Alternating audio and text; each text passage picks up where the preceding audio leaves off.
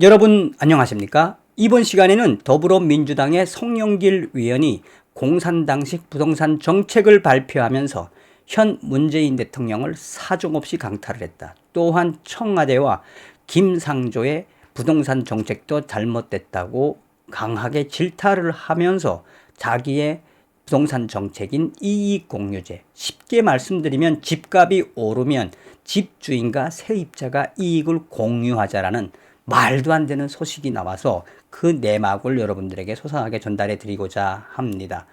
여러분들께서도 잘 알고 계시겠습니다만 송영길 하면은 여러분들은 무엇이 떠올려지십니까? 저는 왜 베트남이 떠올려지죠? 자, 송영길 인천의 위원, 계양위원이죠. 5선 위원인 송영길. 다 아시다시피 이 당권에 여러 번 도전을 했었고 또 차기 유력 대선주자, 더불어민주당의 대선주자라고 자처하는 송영길 의원이 이번에 왜 문재인의 부동산 정책을 깠느냐, 그 본질은 무엇이다, 슬슬 갈아타기를 시작하는 거죠. 자, 문재인의 부동산 정책이 잘못됐다는 건 다 아는데 이 송영길 의원이 입으로 스스로 문재인 부동산 정책의 그 민낯을 우리는 이제 버려야 한다. 다시 말하면 문재인과 결별해야 한다. 문재인은 망했다. 문재인 때문에 더불어민주당이 망했다라고 스스로 이야기하고 있는 겁니다.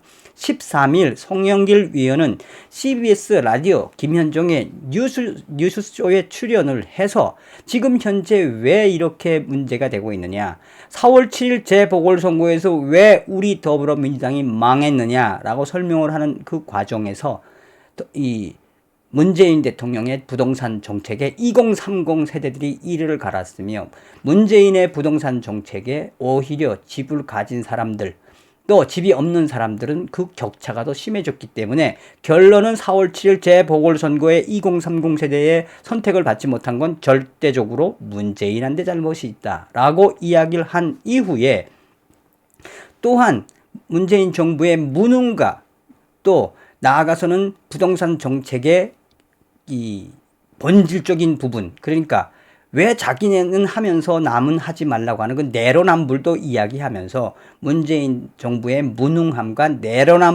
내로남불이 일조한 이 선거였다며 청와대 김상조 전 정책실장권도 충격적이었다. 나아가서 청와대와 문재인 이 정부가 결국은 잘못된 부동산 정책으로 인해서 그 타격을 더불어민주당이 보았다라고 이야기하고 있습니다. 자, 그러면서 송영길 의원은 이 집을 가지려는 젊은이들에게 주택담보대출 비율 40%에서 60%로 제한하면 10억짜리 집을 사면 4억밖에 안 빌려주겠다라는 것이며 6억이라는 돈이 없는 사람은 집을 살 수 없다. 자, 그렇기 때문에 이러한 대출을 늘리고 나아가서 이러한 리스크를 줄이려면은 어떤 부분들을 같이 해야 한다? 집값을 오른 것을 나눠 가지면 문제가 해결될 것이다. 세입자와 집주인이 나눠 갖는 사회적 이익 공유 부동산 시스템을 나는 만들었다. 송영길은 이 세입자와 집주인이 집값이 오르면 이것은 세금하고도 연결이 된다며 이 집값이 오르면 세입자와 집주인이 나누어 갖는 이 사회적 이익 공유 부동산 정책은 이미 미국도 실행하고 있다라고 정신 나간 소리를 하고 있습니다. 자, 본질적으로 무엇이겠습니까? 송영길 이 더불어민주당 차기 대선 후보가 문재인을 씹는 건 그렇다 치더라도 집값이 오르면 집주인과 세입자가 나눠 갖자라는 공산주의적, 사회주의적 이러한 발상 뭐겠습니까?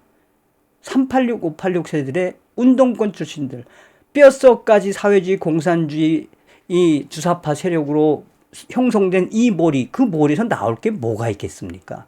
그러니까 결국은 송영길 위원의 이런 공산당식 정책, 부동산 정책 발표는 무엇이다? 문재인이나 송영길이나 더불어민주당이나 그나물의 그 밥이다. 결국은 그 운동권 무리들이 대한민국의 더불어민주당을 침몰시키고 있다. 그러니 우리 자유민주주의 우파 세력들은 정신을 바짝 차리고 이렇게 이 정권의 멸망을 도와주는 송영길 어떻게 될지 모르니 정신 바짝 차리고 내년도 2022년 3월 9일 정권을 반드시 찾아와야 합니다. 다음 시간에 뵙겠습니다. 멸공.